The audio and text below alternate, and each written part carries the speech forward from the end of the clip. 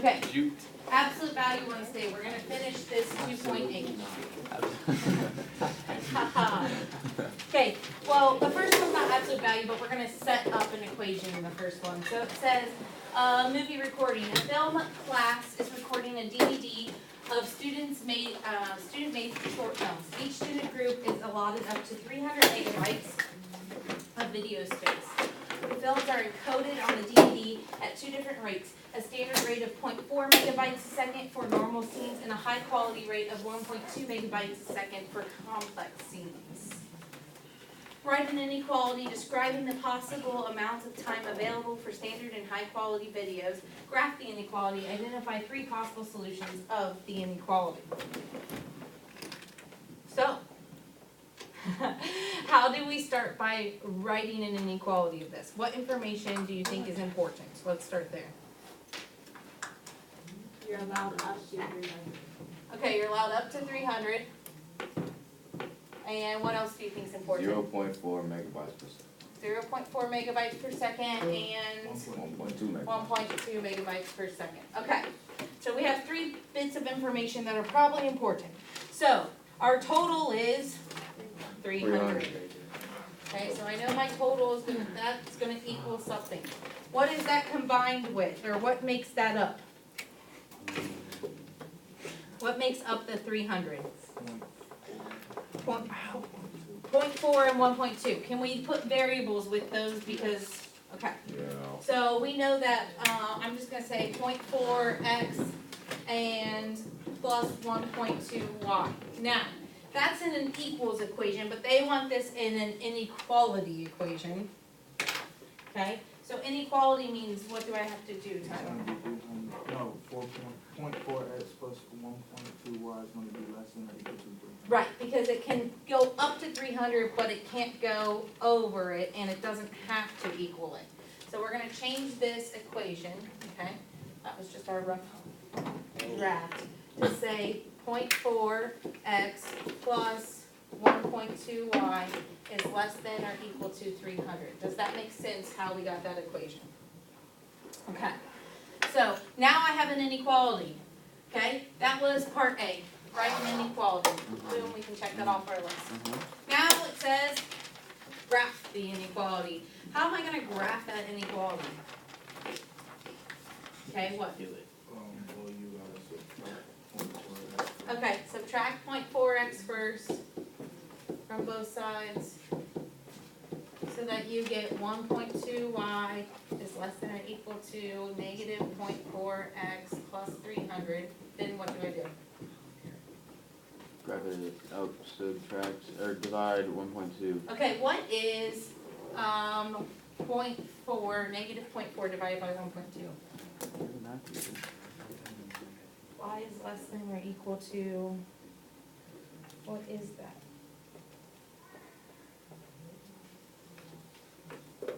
You got a calculator?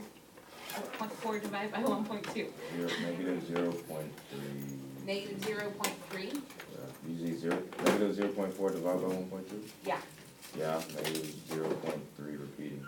Okay, negative 0.33, like this.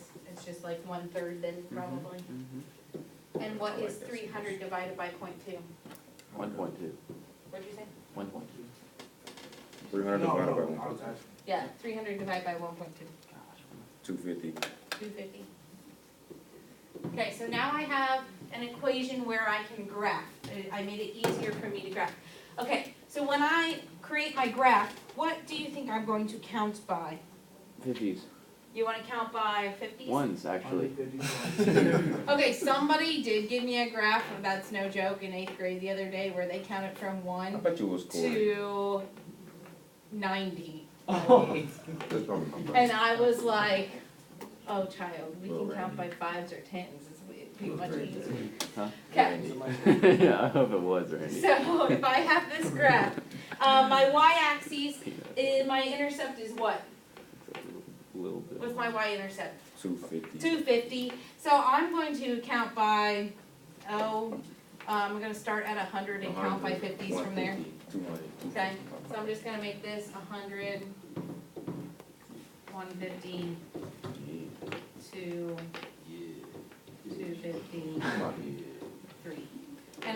that I can put, a dot right here because I know that's my y-intercept. Okay. Now, my x, what do you think I'm going to count by? Negative 1/3. You wanna count by? Well, that's the slope. 1/3? That's No, the slope. I'm gonna make my x the same numbers, just because I probably, when I plug something in, it's still going to be a large number, cause I'm adding 250 to it. Oh, I thought you were talking about the slope. Never mind, I'm confused. Okay, so actually, I'm gonna count, my that's x's not by 200s. Oh well. 200, 400, 600, What? 800. Okay, now, we have to, we can just input a number to make it a little bit easier for our graph if we want to, like input an x value so that we can see where it would fall. Like if I input 600 into here, I'll see where it falls and it will make it a little bit easier for me to make my line.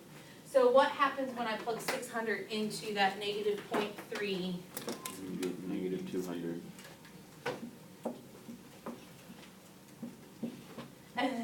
No, you get negative 180. And then you add 250 to it, don't forget that part. 70. So when I insert 200, right, I get 70 out. So if I go, or not 200, what did I insert? 600, I lied. It's not negative. 600, I get 70 out. So here's 600, 70 would be like right about here, But so it's that's where negative. my point's gonna go. Isn't it negative? It is negative, So, the slope's negative. that's So the then, what type of line do I 600. have, solid or dotted? Solid. Solid. oh, I forgot we're on slope now. Oh well. Okay. Okay, I have a solid line. Now I have to figure out, do I shade in this gap or do I shade in that gap over there? Yes. All of the above. Okay, so what would make this statement true? 0, 0. You wanna plug 0, 0 in? 1, 1. I can plug 0, 0 Two, two. in, I don't care.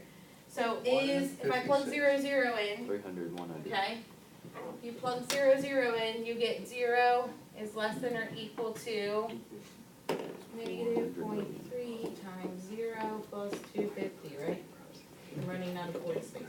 Okay, so I get 0 is less than or equal to 250. Is that a true statement? Yes. Yes. So I'm going to shade everything that is in this So statement. plug in 400 billion. By one. Kind of therapeutic doing this. Okay, That's odd. so everything there is shaded. That is all 3 steps accomplished. I graphed it and I identified 3 possible solutions of the inequality because I can use it off my shading. I'm not gonna make you what for you. So why did you have 200, 400, 600, 800? Because I knew that whatever number I plug in here, I'm adding 252, so I knew these were gonna be large numbers, so that's why I just went like that. You could have counted by But I 50s. thought, But what? since it's negative 0.3, Mhm. It's a negative slope, which means my like, like, why do you have to plug something in for x? well, you don't have to, but here's the deal. You know that the slope is negative 1/3, right? Yeah. Well, if I only go down 1/3 from 250, I'm gonna be down at what, 249 2/3? Good. Do you get what I'm saying? Like, that's hard to like do, that's why I chose a number to plug in, because I was like, it'll So, make like, more sense where do if I can you- just see the graph How do you larger. choose a number to plug in? Well, I just said, let me choose a large number because this is adding 250 to it. So if I choose a large number and multiply it by a negative fraction, it's gonna give me a good range. You just have to use like common sense kind of thing.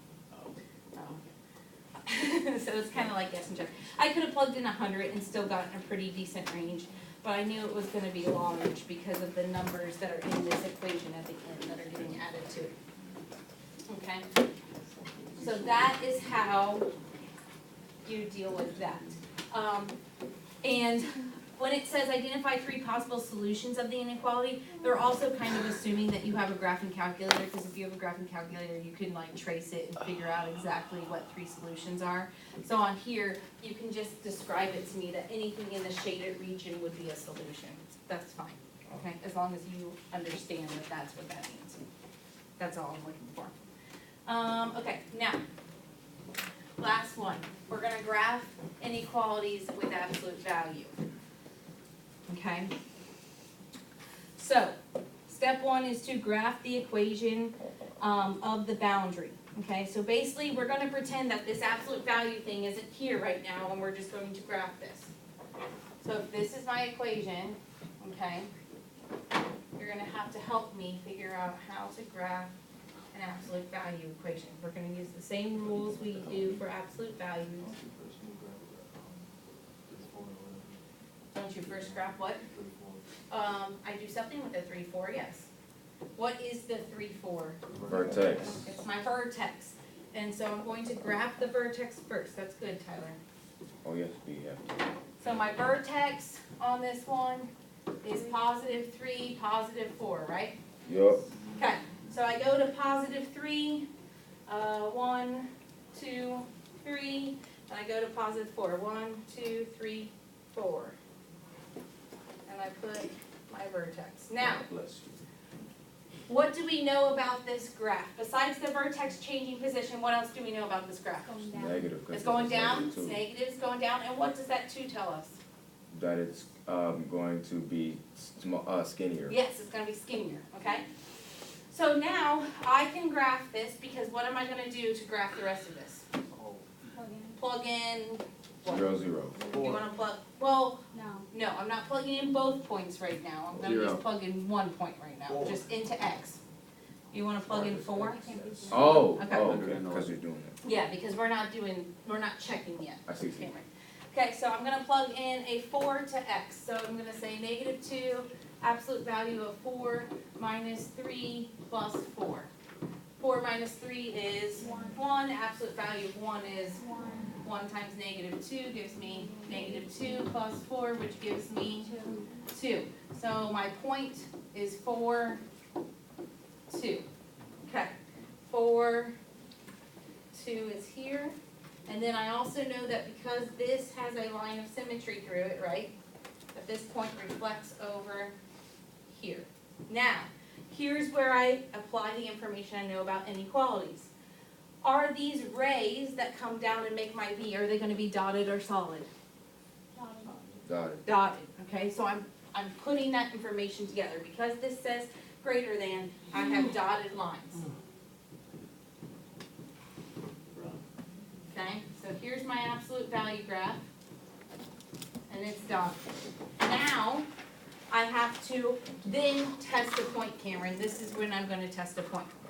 Okay, so I'm gonna plug in 0, 0, 0, 0. like you said, okay? So if I test a point now, I'm gonna say 0 is greater than negative 2, the absolute value of 0 minus 3 plus 4. 0 minus 3 is negative 3, absolute value of negative 3 is 3. 3. So then I'm going to say 0 is greater than 3 times negative 2, which is negative 6 plus 4. What is negative 6 plus 4? Negative 2. So then 0 is greater than negative 2. Is that true? Yes. Is 0 on the outside of this graph or on the inside? Outside, so everything on the outside gets shaded. That means all the way around the outside of this graph. Wait, 0 is greater than negative 2? I Yes, thought 0 had no value. 0 is a larger number than negative 2. Yes. Shouldn't, from the vertex, it be going down to and from the 4? No, we're not graphing a line. The vertex is 3, 4. The next point is 4, 2 on my graph. And then I reflect it over my axis of symmetry to get my other point. Then I make the inequality by using dashed lines. Yes, Brittany? So where did you get, you plugged in, 0, 0. What? no, Wait. 4. Okay, I plugged in 4. Plug in, yeah, where'd you get 4? Okay, so, Tyler told me, let's plug in 4, and I know what he's thinking. My vertex was 3, 4, so he's plugging in the point that's next to that. He's plugging in X as 4, so that he can get another point out, so that he can graph his, absolute value. So what I did was, I took the information from graphing absolute values, and I combined it with the information of graphing inequalities. Does that make sense? So like, is there a wrong, like, can you, You can't plug in a wrong number. oh, you can't? No. The only number you can't plug in is 3, because that's the vertex. You gotta be easy. So you could have plugged in 0, but then if I plug in 0, for x, my y output is gonna be something like over here. It would just make my y output way down here, and my graph would be like this. I just plugged in the next number closest to the vertex so that I could see it better and draw it better. Does that make sense? I was just trying to make it a little easier on myself. Wait, so, Uh-huh. what would I shade on the inside? You would shade on the inside. If 0 wasn't greater than -2, if that statement was false, I would shade the inside. Okay? So, let me choose shade the outside. And- False. No. It depends what you did. 0 was on the outside, So that's why I shaded. that's why I shaded on the outside. Yes. If the number that you picked. Right. If the number you had was on the inside, you shaded it. Right, correct, okay? So that is what you're gonna work on tonight, graphing absolute values and some word problems. What, Kelly?